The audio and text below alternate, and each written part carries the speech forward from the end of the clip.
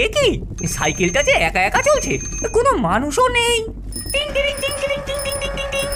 হয়তো কোনো ভূত সাইকেল চড়ে বেড়াচ্ছে। আজ তো পূর্ণিমার রাত, ভূতের বাজার বসার দিন। কিরে কালু, তোর সাইকেল আবার খারাপ হয়ে গেছে নাকি? এই তো গত সপ্তাহে ঠিক করে দিলাম। হ্যাঁ দাদা, কি করবো বলো, জমিদার ভূতের বাগানে ডাব চুরি করতে গিয়ে ফাঁদে পড়েছিলাম। সাইকেল নিয়ে এত জোরে দৌড়ালাম যে চাকাই ফুস হয়ে গেল। ঠিক আছে, ঠিক করে দেবো, তবে একটা শর্ত আছে। হ্যাঁ, কি শর্ত দাদা? শোন, আমি একটা নতুন ব্যবসা শুরু করেছি, ভূতের ডেলিভারি সার্ভিস। তোকে 1 সপ্তাহ আমার হয়ে ডেলিভারি করতে হবে, কি বলিস? হ্যাঁ, সেটা আবার কি? আমি কি খাবার টাবার পৌঁছবো নাকি? আরে শোন, শুধু খাবার নয় রে পাগলা, সব ধরনের জিনিস। শ্মশানের ভূতেদের জন্য তাজা ফুল, জঙ্গলের ভূতেদের জন্য মশার কয়েল, আর বাড়ির ভূতেদের জন্য ঝুল মরিচের ঝাল মশলা। হাড়গোড়েরও ডেলিভারি আছে। এই দেখ, লেখাটা পর, ভুতুরে ডেলিভারি সার্ভিস, দিনে ঘুমিয়ে রাতে কাজ করুন। নাটবল্টু ছিল ভূতেদের মধ্যে সবচেয়ে চালাক। অন্যান্য ভূতেরা যেখানে শুধু মানুষকে ভয় দেখাতেই ব্যস্ত, সেখানে নাটবল্টু ব্যবসা করে ধনী হওয়ার স্বপ্ন দেখত। বুঝলি কেলটু, মানুষের সাইকেল সারানোর ব্যবসা দেখলাম, ভূতেদেরও তো সাইকেল আছে, ওগুলো ভাঙলে ঠিক করবে কে বল? সত্যিই তো, আমাদের গায়েও তো কোনো ভূতুরে গ্যারেজ নেই গো দাদা। কিন্তু তুমি তো ভালো মানুষ, ভূত নাও বল্টু। আবার নতুন কোনো চালাকি করছো না তো? আরে গাধা, ভূতেদের সাইকেল তো মানুষ সারাবে না, এই সুযোগটা কাজে লাগাবো। ওদের সাইকেল সারাবো, কিন্তু আমার কথা মতো ওদের কাজ করতে হবে। ঘটা ভূত, তুই বাঁশবনের ভূতেদের জন্য এই হাড়গোড় পৌঁছে দে। মফস্বল ভূত, তুই পুকুর পাড়ে গিয়ে এই পচা মাছ দিয়ে আয়। নাট বল্টু দাদা, এত ভারী বাক্স আমি কিভাবে নিয়ে যাব? আমার সাইকেল তো আবার ভেঙে যাবে। কি? চুপ! তোর সাইকেল ঠিক করে দিয়েছি, এখন তোকে আমার কথা শুনতে হবে। এই বাক্সে আছে গোরস্থানের মাটি, গ্রামের পুরনো বাড়ির ভূতেদের পৌঁছে দিতে হবে। তারা এই মাটি দিয়ে তাদের ভুতুরে বাগান করবে। তাই বলি, রাতের বেলা সাইকেলগুলো কোথায় যায়? ভূতেরা এদের দিয়ে ডেলিভারি বিজনেস শুরু করেছে। আচ্ছা, হায় হায়, আমার কি দুর্দশা! সারাদিন মানুষকে ভয় দেখানো কাজ, আর এখন রাতেই ডেলিভারি সার্ভিস। ভূত হয়ে ভূতের জীবনটাই দুর্বিষহ হয়ে উঠলো। হায় হায়। নাট বল্টু দাদা, আমি এসেছি। আমার সাইকেলটা না আবার ভেঙে গেছে। কি? আবার আবার তোর সাইকেল ভাঙলো? তোরা সবাই যে আমার ব্যবসা একবারে ডুবিয়ে দিচ্ছিস, হ্যাঁ? গত সপ্তাহে কোনো ডেলিভারি হয়নি, আমার কত লোকসান হয়েছে জানিস? এই সাইকেল আবার সারাতে যে আমার 3টে দিন লাগবে, আর এর মেরামতির দাম কত হবে জানিস?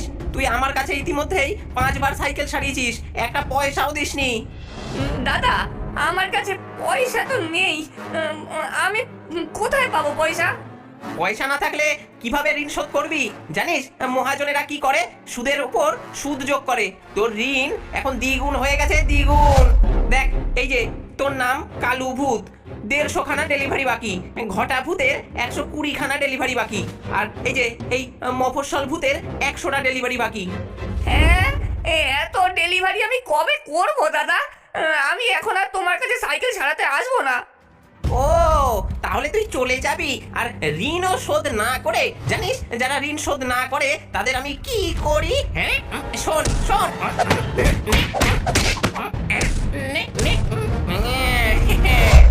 শোন, আজ থেকে তোকে আরো বেশি করে কাজ করতে হবে। প্রতিদিন 30 খানা করে ডেলিভারি করবি, যতদিন না তোর ঋণ শোধ হয়। হ্যাঁ, আমি পারবো না দাদা, আমি এত কাজ করতে পারবো না। আমার ছেড়ে দাও। আর তাছাড়া আমার সাইকেলটাও ভেঙে গেছে দাদা। ঠিক আছে, আমি তো সাইকেল ঠিক করে দেবো, কিন্তু তার আগে আজ রাতেই তোকে 5টা ডেলিভারি সারতে হবে। হ্যাঁ হ্যাঁ, সাইকেল ছাড়া কিভাবে ডেলিভারি করব? সোজা গ্রামের মানুষের সাইকেল ধার নে, অথবা চুরি করে নে। মানুষেরা তো রাতে ঘুমায়, কেউ টের পাবে না। এই যে এই থলেটা নিয়ে যা, ভেতরে 5টা প্যাকেজ আছে, 5টা অ্যাড্রেসে পৌঁছে দিয়ে আয়। আর না পারলে কিন্তু নাটবল্টু চোখ পাকায়। কালো ভূত ভয়ে ভয়ে থলে নিয়ে গ্রামের দিকে চলে যায়। সে গ্রামের একটি বাড়ি থেকে একটা নতুন সাইকেল চুরি করে পালায়। কত টাকা! বোকা ভূতগুলো, ওরা ভাবে সাইকেল সারাই করার জন্য ওরা ডেলিভারি করে।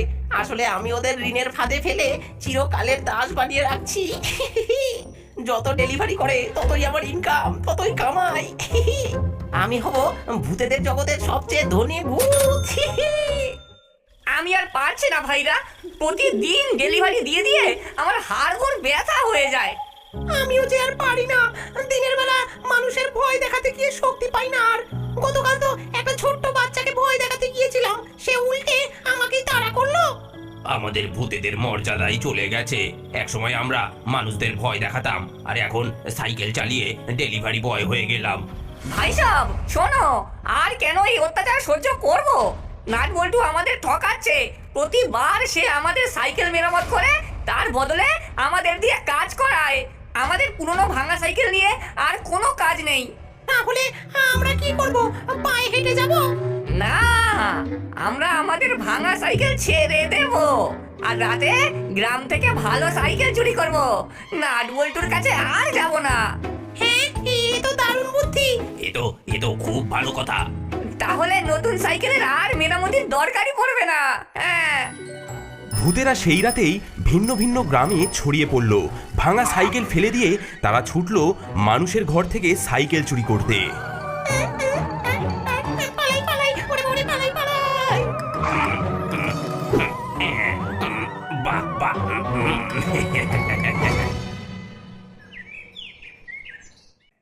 হায় হায়, কি হলো? আমার নতুন সাইকেলটা কাল রাতে বারান্দায় রেখেছিলাম, সকালে দেখি গায়েব। আমারটাও নেই।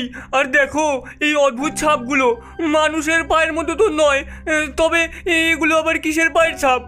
শান্ত হও সবাই। আমি গত রাতে কিছু দেখেছি। সাইকেলগুলো আপনা আপনি চলছিল আর ঘন্টি বাজছিল টিং টিং টিং টিং করে। তাহলে তাহলে কি ভূত? পূর্ণিমার রাতে ভূতেরা বেরোয় বলে শুনেছি। আমার সব শেষ হয়ে গেল গো।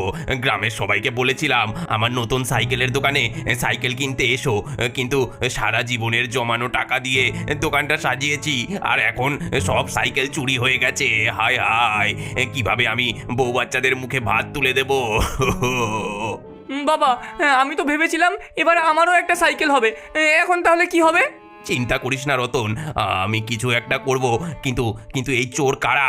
পুলিশও তো বলছে এমন চুরির কোনো হদিশই তারা পায়নি। এই ছাপ, এটা তো সাধারণ চোরের কাজ নয়। আর সাইকেলগুলো যে ভূতেরা নিয়েছে সেটা আমি পুরো নিশ্চিত। কিন্তু কেন? এর পিছনে কি রহস্য থাকতে পারে? এভাবে চললে গ্রামে আর কেউ সাইকেল রাখতে সাহস করবে না। আমাদের বাজারে যাওয়া, খেতে কাজ করা সব বন্ধ হয়ে যাবে। আমরা রাতে পাহারা দেব, যে এই কাজ করছে তাকে আমরা ধরবই। শোনো, পাহারা দিয়ে হবে না। আমি জানি এটা ভূতের কাজ, কিন্তু আমাদের বুদ্ধি কাটাতে হবে। এদের পিছনে কোনো বড় কারণ আছে, সেটা খুঁজে বের করতে হবে। আমি আমার সাইকেল ফিরিয়ে আনবই। আমার দোকান, আমার স্বপ্ন, এসব আমি ভূতের হাতে ছাড়বো না। ফিকির, তুই আমাকে সাহায্য কর ভাই। ঠিক আছে গোপাল, ঠিক আছে। আমরা একটা ফাঁদ পাতবো। ভূতেদের সঙ্গে মোকাবিলা করতে হলে তাদের দুর্বলতা খুঁজে বের করতে হবে।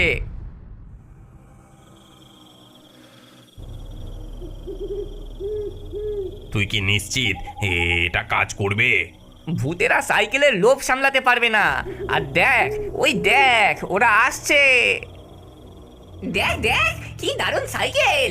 এটা নিলে আর নাট বল্টুর কাছে যেতে হবে না। কিন্তু কিন্তু এটা যদি কোনো ফাঁদ হয়? আরে, মানুষেরা ঘুমিয়ে আছে, কে আমাদের ধরবে? হ্যাঁ, ভূতেরা সাইকেলের কাছে যেতেই তারা মানুষের ফাঁদে পড়ে যায়। এ কি? ওরে ওরে, বাঁচাও বাঁচাও! ছাড়তে পারছি না তো। তোমরা কেন আমাদের সাইকেল চুরি করছো বলো, না হলে এই জালে বেঁধে তোমাদের শ্মশানে পাঠাবো। আমরা বাধ্য হয়েছি। নাট বল্টু আমাদের ঋণের ফাঁদে ফেলেছে। সে আমাদের সাইকেল ছাড়ায় আর বিনিময়ে দিন রাত কাজ করায়। আমরা চুরি না করলে তার হাত থেকে বাঁচতে পারবো না। তাই বলে আমার দোকানপাট লুট করবে, আমার সব স্বপ্ন শেষ করে দেবে। আমি তাও তোমাদেরকে একটা সুযোগ দিতে চাই। তোমরা যদি আমাদের সাহায্য করো, আমাদের সাইকেল আবার ফিরিয়ে দাও, আমরা তাহলে তোমাদেরকে মুক্তি দেব। কিন্তু আমরা আমাদের সাইকেল সারাবো কোথায়? আমি তোমাদের সাইকেল বিনামূল্যে সারিয়ে দেব, তবে একটা শর্তে, তোমরা নাট বল্টুকে শাস্তি দেবে। আর ওকে কিভাবে শাস্তি দিতে হবে তার আইডিয়া দেবো আমি। দাদা, এই সাইকেলটা সারিয়ে দাও, আমরা আর কাজ করতে পারছি না দাদা। ঠিক আছে, সারিয়ে দেবো, কিন্তু এবার তোদের ঋণ কিন্তু 3 গুণ হবে। হ্যাঁ।